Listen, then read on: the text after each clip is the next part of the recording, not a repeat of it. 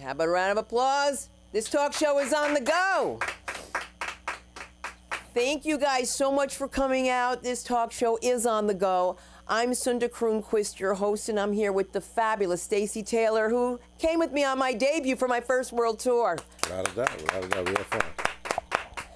I'm going to let Stacey tell you this story, but as you guys know, I have a degree in criminal justice, which means I've always been attracted to criminals, okay? Has nothing to do with wanting to help the world. Those men are in jail and they're working out, and I'm always thinking one of you guys is going to like me and not complain like my husband. So I said, I'm going to do something for these guys when they get out one day. And I couldn't do anything because I was in New Jersey and the laws were so stiff that you could do something 3 times, a nickel bag 3 times, and go to jail forever for drugs, for pot, something that's legal now, something that we take for granted, you pot smokers, you cannabis lovers. Now, imagine what that is, getting caught with a nickel bag 3 times, and you have to serve time as an adult. It's not right, it's not fair, but I'm not here, and I'm not going to be the next Kim Kardashian. I'm the first Sunda Kroonquist. How about that? How about that? I'm the first Sunda Kroonquist. And I'm just here to tell you guys that one of the reasons that I'm happy to be here today, Stacey has a story. I'm going to let you tell him. I'm going to let you tell him.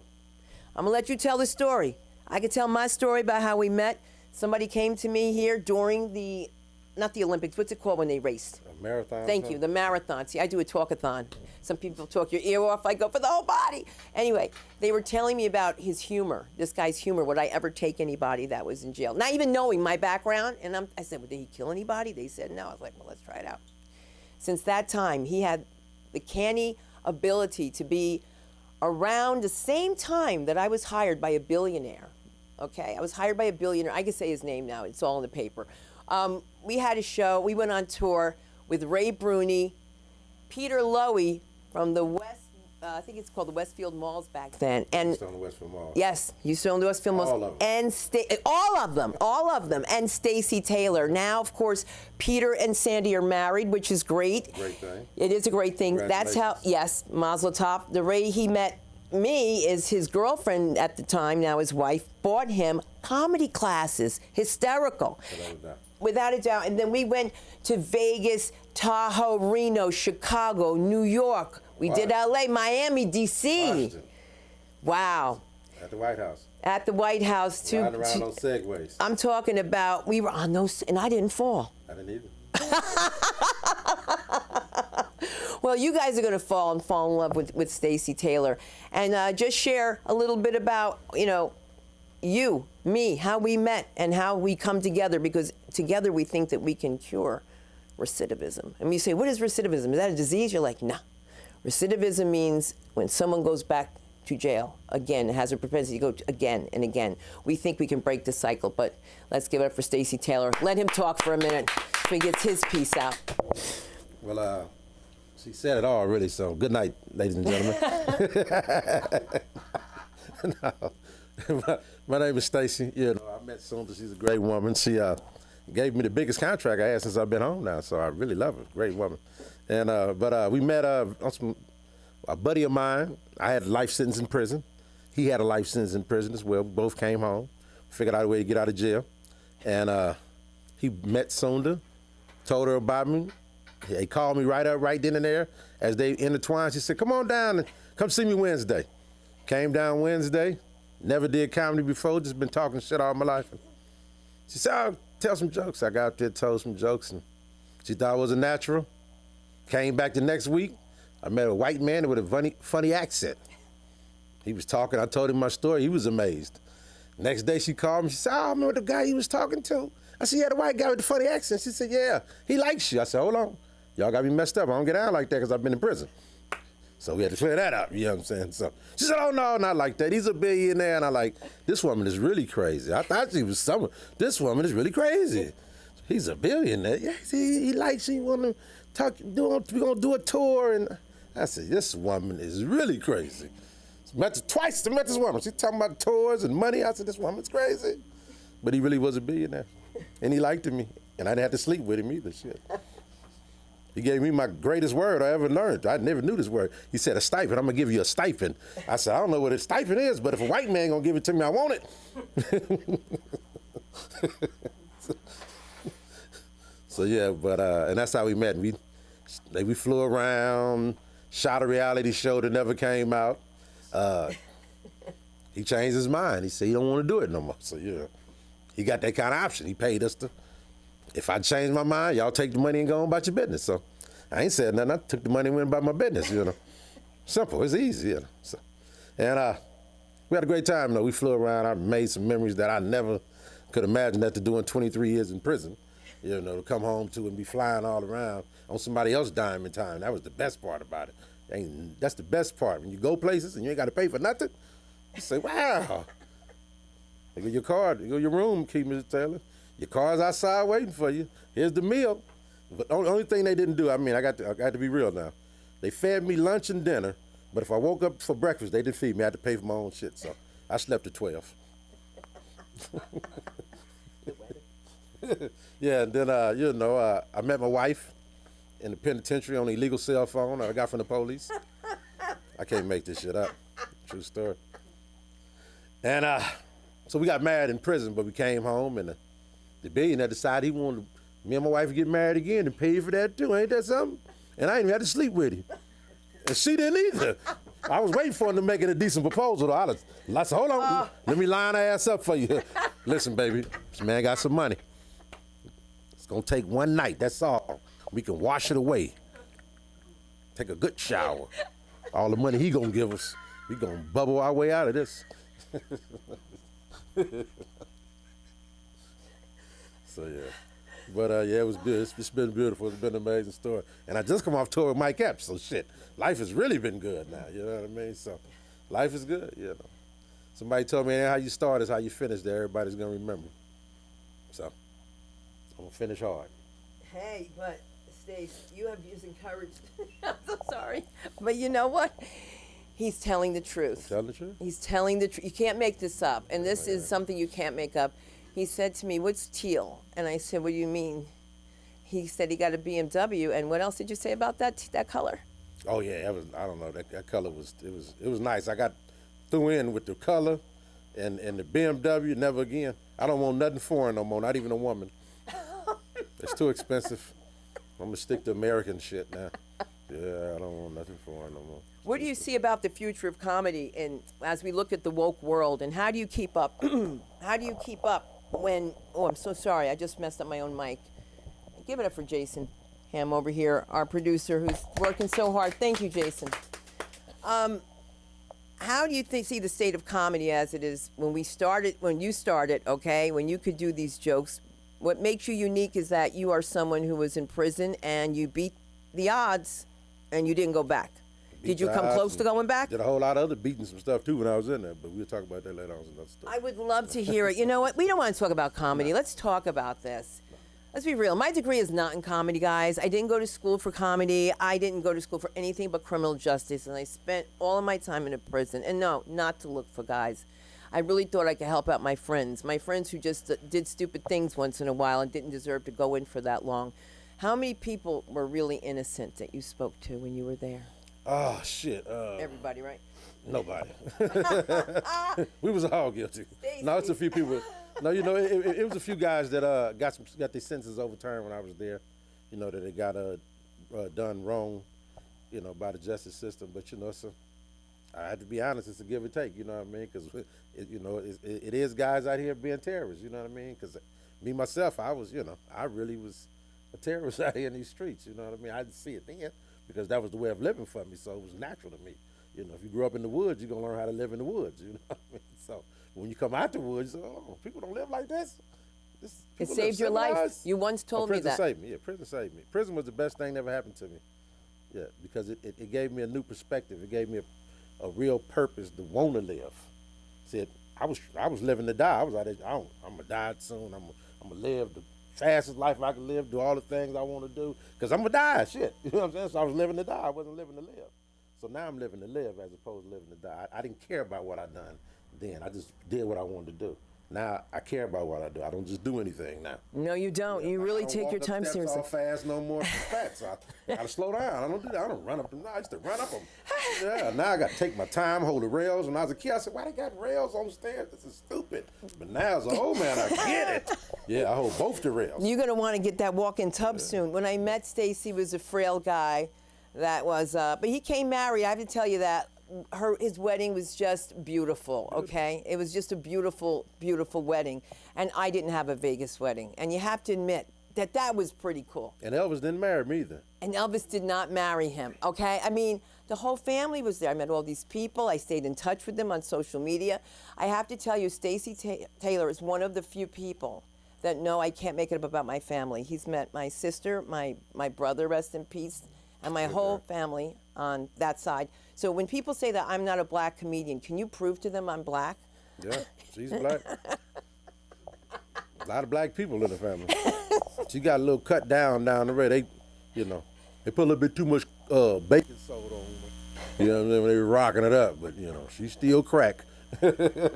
Oh my God, crack, a whole other world that got, something, we really are going to do something with these kids. What I'm working on now is a project, hopefully, that somebody sees this and says, something, her idea should come into fruition. Look at Stacey Taylor, the Stacey Taylor program, STP, we are the racer's edge. We're going to race you. If you're a kid that's involved in this gang banging and stuff like that, and you're a wise guy, I like to make wise cracks and we got something for you. You want to be the wise guy? Get on stage and be a wise guy. And Stacey, I know that you could be a mentor. I've seen people leave and have a whole other modicum of respect for you after hearing your act, after hearing your delivery of what it's like to be in prison. When people say, I could do the time because, that's better. It's not everybody can do that time. Everybody can do the time. What helped you survive?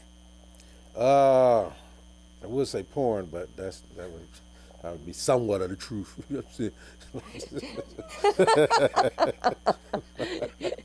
No, you know what? I don't know, maybe. You can't run up them stairs now, right? That's right, but I can get a porn though. Now it's on my phone now too. Back then I had it in the book. I had to look through the page and find the right one. Sometimes I had to make a move fast, makes like they was really moving, like action picture. You know what I mean? Yeah, you enjoy. You get creative. Yeah. But yes, that helped me through it. It got me through. You know what I mean? 'Cause I got rid of a lot of pressure I was having. You know what I mean? A lot of pressure. That was one of it. But did you see comedy? No, I always been funny all my life. I told myself when I was in the pen, I said, if I ever get a chance to get out from this life sentence, I'm gonna go do comedy. That's all I got left. He was the dad of stripping, because I'm a little hung, you know what I mean? But I wanted to have a noble profession. I didn't want to make my mama frown upon me like he just went to jail, now he out stripping, he ain't gonna do nothing right, nothing. So I'm gonna try to do the comedy, but stripping is still in the back way, I know I gotta do a couple of sit-ups to make it really work out right, but who knows? Fat stripping may be in too. Listen, it may be. And remember, fat girls is in now because they wasn't in at first. Now they well, if they're fat, they have money. That's what they think when they're from Africa. They do. An African guy told me that. If they have food, right? Well, in America, they fat. They got food. Right, they got food. She's absolutely right. And then in the winter, they keep you warm. And then in the summer, they give you shade. So they all purpose around this motherfucker. This is what I love about Stacey, that he's real with it. Like he'll be looking at me, he'll be like, Sunda, you got lipstick on your teeth. Only a brother would tell you like a real like that, somebody that loves you. What I want to talk about is the move that you made from stand-up comedian to producer in just a matter of months after we came off that tour. Well, I realized a lot of comedians don't want to put you on. So you have to build your own stage for your own time. That way you're going to get better, because without the stage, you're not going to grow. You know what I mean? There's no way possible. You can sit at home and write the greatest jokes in the world, but it's a whole nother thing learning how to deliver them in front of a crowd. So I seen I wasn't getting a lot of stage time, so I decided to start doing my own shows. Before I left the street, I used to do a lot of pajama parties, so I kind of had the concept of promoting already down packed. So, and I just took that same, instinct I was running with the pajama parties and turned to a comedy. Well, let's just say that some of our, our listeners and people who tune in don't know what a pajama party is, because it might be different on the East Coast than it is on the West Coast. Well, on the West Coast, pajama party, you put the flyers pajamas on, you go to a fly spot, you jump out in limos and lowriders. Are you serious? And yeah, we be fly as hell with jewelry on and satin Romeos and $1,000 smoking jackets and everything else. My husband wants a smoking Yes, jacket. He doesn't even smoke. Yeah, so yeah, We were going to get both of you eating jackets. smoking jackets. Are you serious? This is a pajama party? I love this Pajama concept. Parties, yes. I never heard of this in my Yes, life. I'm yes. sorry. I've heard of a lot of things, Yes. but a pajama party for us was like, you know, close your eyes and see what you wake up with. Oh, you know what I no, mean? no, Like, no. I mean, pajama party's totally different. Wow. Just think if they had invited me to a pajama It was a party. party in I know. pajamas. I would have said, Liz, Stacey, what's wrong with you? What kind of girl do you think I am? But you had to have fly pajamas, though. You couldn't walk in with the Walmart specials with the ass out and none of that shit. You had to have fly pajamas. The dudes, we been in silk pajamas and satin Romeos on. So it was fun. It was a whole Romeo's is a house shoe. It's a Romeo House house. slipper. It's I a- know I'm saying it wrong, but house slipper. Was everybody looking at everybody's hooves? Did they wear on hoof patrol? No, we was all just chilling. Everybody knew each other's family. So it was a Really? good time. So you leave this life of luxury limousines and pajama parties and you end up in a prison and then you end up back in the spotlight. And Stacey, you handled the spotlight so well. Your story was featured on shows when we were in the news in Vegas, KTLA. KTLA. He's been featured in a lot of things. But right now we're just focused on really, he turned me on to somebody who's doing a gig that I want to tap into. And what he's doing, what this particular person was doing was taking kids who have parents who are incarcerated, providing them transportation, and giving them a little comedy show and teaching them comedy if they want to do comedy. And I think that's really a great way to start stepping up to the plate with this problem with stopping the cycle of recidivism. Having a degree in criminal justice also allows me to find loopholes. And didn't a lot of people get out of jail on loopholes? Yeah. And just learning how to just realizing that the things that we were doing out there on the street, you know, wasn't the right way of life. You know, because we really thought that was the way of life. You know, we thought everybody could live like that because that's where everybody we around, they live like that. You know what I mean? So, you know, you only know what, you know, you are what you eat. So, you know, we ate from that world. So that's what we know. So for me to go to prison and to get another perspective of living, you know what I mean? And like, I remember lady told me, she said, you have antisocial personality disorder. I said, not me, I talk all the time. Like, what's wrong with you? She's really crazy. I think I'm crazy. You letting you interview me? I didn't realize. It's bigger than that. Ain't got nothing to do with it. Talking, it's the way you think, the way you move, the way you perceive life. You know what I mean? So my way of thinking was backwards. It was warped. You know, everything was right was wrong, and everything was wrong was right for me. And when I understood that, I said, "Wow, this one really thought I was stupid, huh?" Because I thought she was stupid, but I'm the one that's stupid. When you start reading up on it, and you see it's a syndrome. And you Generational. And you start reading you in this book that don't nobody know you. Hold on, who told you this? Somebody told my story. Who sold my story out to somebody? I didn't put this story. I didn't tell nobody this. And you be like, wow, this is real. This is, you know. And then you realize that, you know, for me, I realized that, you know, it wasn't. This wasn't supposed to be the life for me. It's the life I made for myself. So if I want to change it, I can make another life for myself. But I had to change my thoughts. Can you change other people's lives? Have you been back to do comedy for any of the penitentiaries, any of the jails? No, I didn't did the penitentiaries. I did the halfway houses. That's great. I did a few halfway houses and bumped into a lot of dudes I was in there with. I go to do That comedy. happened? Yeah, that happened all the time. Every time I showed up at one of them shows, I bumped into 3-4 dudes I was in the penitentiary with, and they see me doing comedy. Like, man, you say you was going on to do comedy, you really doing it? Yeah. He had, can I just say this, guys? I mean, honestly, everywhere we went, I don't know how he did it, but he had a fan club. He had a fan club. Where else do you meet people named Triflin, people named Chalks, people named Jack? I mean, just a great time. Where? Even in Washington, I remember my buddy was DC, on the there's set. so but many. Yes. to my You were buddy. Cedric? Oh I my ain't seen him God. in years. That was I crazy. mean, oh my God. And they were talking during his set because that's what normally we like to do during movies or plays. That was right? fun. Yeah, we had a good time. I mean, such a great time. It was. And if you had to share something with these kids that are doing stupid things, what you did was stupid, but now they get in jail and they go right back out. Don't you think if they had a chance to stay, do you think there's a chance that they can rehabilitate? Do you think there's a chance that they can get out and live a straight life? Well, you know, it's a chance for anybody to have a second chance in life. You just got to want it. But sometimes you have to be given opportunity to see new things. to learn new things, because without that, you're gonna be the exact same person that you were before you went in there. So you have to get around people or something. It's got to be some kind of program or something that's happening around there, that make you start seeing things different. For me, that's what happened. I started getting into self-help. I really started because it was like, okay, I know I got to go to board now. My pills done ran out. They're not letting me out, this motherfucker, on the pills. So I got to stop fucking up now. You know what I'm saying? So let me go to the board. So let me start reading these books so I can act them, make them think that I know what I'm doing now. I done changed. But in the process, like I say, of reading it, I understood, hold on, this is something wrong with me. You know what I'm saying? I thought there was something wrong with everybody else. This is me. I am the problem. Oh, I done never knew this. And so when I realized I was the problem, I had to fix me. I was broken, so I'm not broken no more. So I had to fix myself. And self-help did it. It allowed me to, really tap into, emotion. I had to find out what went wrong. Most people that's in prison, that's living out in these streets that went through something, it's some childhood trauma that had happened to them that's been unresolved.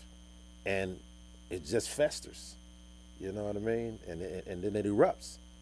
And so until somebody deal with that, it's gonna always be a problem. But once you fix that problem, the rest of the things just don't make sense no more. Like for me, I had daddy issues. Damn, how the fuck I got daddy issues? It took me 40 years to find out I had daddy issues. I could have just been a stripper. I was strippers, dude. They got daddies, they just strip. I had to go to the pen for daddy issues. So, but yeah, I had daddy issues, you know what I mean? So, and at 40 to realize that, I was like, wow. All this because my daddy left me on the porch too many times. This is crazy. I got to fix this. I can't go out and have daddy issues now, you know what I'm saying? So now I got other women calling me daddy. But ain't my daughters. Watch out. I just got jokes. He's got jokes. They call him. I just got jokes. And the most gorgeous smile. But you have to admit something. Once you started comedy, you had a lot of attention come your way that was different than any attention you've ever had before. Oh yeah, it was different, a lot different. It was positive attention. Yes. Yeah, so that made a major difference. So, and it's nice to meet people, to know people, or to meet people, and they hear your story or know your story and say, I'm proud of you. First, nobody said that. They was like, I'm scared of you, nigga. You better be scared. Now, give me your money. So now, Well, I've never said it, and I know my Aunt Barbara told you, but I am so proud of you. I don't like to be condescending, but my aunt told him, this is crazy, okay, which is during the show, my aunt tells him, you're the only funny one up there. I mean, it was just so crazy. It was like, Stacey, I want to introduce my family. And he just got along with everybody. Somehow, maybe jail helped you, I don't know, but you're such a chameleon where you fit right in with white people, right in with the Latino people. Well, you have to, people are people, it doesn't have a color. And anytime you're funny, laughter, transcends any color, creed, all that there. So people like funny. And then energy. Energy has a lot to do with, life. We put out an energy. Everybody has a certain energy that we put out. And people pick up on that energy, whether they realize it or not. You know what I mean? So my energy is genuine. It's so genuine. Listen, and I hope I haven't changed. I mean, I used to complain about my husband being in the audience yawning, and nothing's changed. He's still doing it. Still doing it. He's still doing it, but he's been the most supportive. And listen, he had no problems with Stacey. I remember he was just, Stacey, you don't know what it's like to live with her. That's how he would say it. You don't know what it's like to live with her. Stacey was like, I just got out of jail, man. When I met Stacey, was out of jail for 3 weeks. I think I've been out of jail. 3 weeks, 19 days. December. No, I got out. Like we met in, I think, February. February. So yeah, it's about 60 days. I've been close to 60 days or something. 40, something like that. At that time, he would say 47 days, 56 hours, and 27 minutes. He always had it down. There's so many young producers coming up now that are having such a time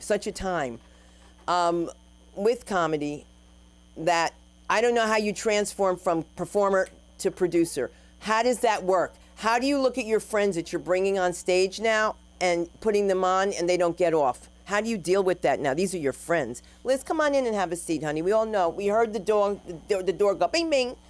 There she comes. Did you check the timer? Check the timer? No? Okay. It's okay. If we gotta take it, they're gonna charge me.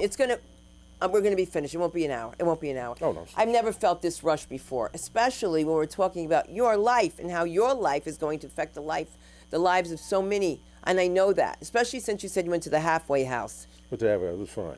That was really fun. I'm telling you, bumping into people at the halfway house that I just got out of jail with, because at the time I think I'd probably been on like about maybe 2 years. And they was seeing me, they was like, oh man, you really doing comedy. They had to freak out. Let me tell you. Now I'm gonna tell you when they really freaked out. When I was opening up for Mike Epps in Irvine, a couple of my buddies they came. They just came. They didn't know if they gonna see me on stage. They just went to see Mike Epps, and see me get on the stage, and they got to scream my name out. Why did I scream my name out? I'm not famous. And cats I was in jail with. Yeah. Wow. It's so inspirational, and I just wish that there was a female counterpart that I could talk to at one point that can help me with these girls too. They're just tough, and they get tougher, and they want to laugh, but there's always something that keeps you going. And I think the comedy. I think you must have been funny. The guy. Listen, I don't even know the guy who introduced you to me. I'm just telling you that I said, is he funny? I said, because if people say you're funny, you probably are. And the guy said, no, he's funny, and you are. You have definitely delivered, and. I know we're going to see so much more of you. If there's something that I could have done differently when I take someone in that's been in jail a long time, if you could give me advice, because remember, I'm the same way. I didn't treat anybody differently. What would you give me? What would you tell me what I could do? No advice. I thank you for everything. You know what I mean? The fact that, I came home and you're the first person that really had access to really comedy that believed in my dream. You know what I mean? And that really just like, okay, I'm on the right path, you know what I mean? And like I say, we met so unorthodox, you know what I mean? It was like, wow, this must be, you know what I mean? A buddy of mine had a life sentence, get out of jail and be walking down the street in the marathon because he's in the Jewish halfway house. That's why he was there, see? He's in the halfway house. With Donna Miller. Yeah, so that's how he's walking down the street, sees you, and now we sit here together, we didn't all these memories and great times we didn't have, you know what I mean? How beautiful, though. Ain't that something? How beautiful. And I met him with my husband. Without a doubt. Because when he came in, I said to him, I know you. I go, you're Tay Diggs. All black people look alike. That's not true. He was hot. What was he in jail for? Being too hot? That shit, don't start me. Oh, my goodness. That's why you can't ever work in jail. That's why you can't have your white friends visit you at your job in jail. They're like, did you see that guy? He's so cute. Yeah, well, the beat goes on, and so much more goes on. If you want to just write anything out here and you see something you want to hear about Talk Show on the Go, if you have somebody that wants to do comedy who's going in a bad direction, maybe you want to help them, do something better. Just, Stacey, just one thing. Please tell people how you believe in yourself and how they have to believe in themselves. It's something you said that struck me very strong, the way... for others to believe in you and for you to believe in yourself. I don't know what that was about, but I'd like to wrap it up with how you would approach these young kids that just are out there. Well, my go-to line for everything is, it's not how you start, it's how you finish that everybody's going to remember. So whatever's going on now can be rectified. So don't allow, what you're going through right now to define the rest of your life for you. Wow. Well, I'll tell you, that's great information, and I hope that my ex-boyfriends don't come out. I hope somebody locks them in the kitchen. My name is Sunda Kronquist. You can find me on Sunda Live on all platforms. And my name is Stacey Taylor. You can find me on Facebook, STACEY TAYLOR. Big black guy with the girl's name. And my mama says she loved me. Ain't that something? Hey, it beats being a boy named Sue. Yeah, we'll see you guys next time. We're on the go.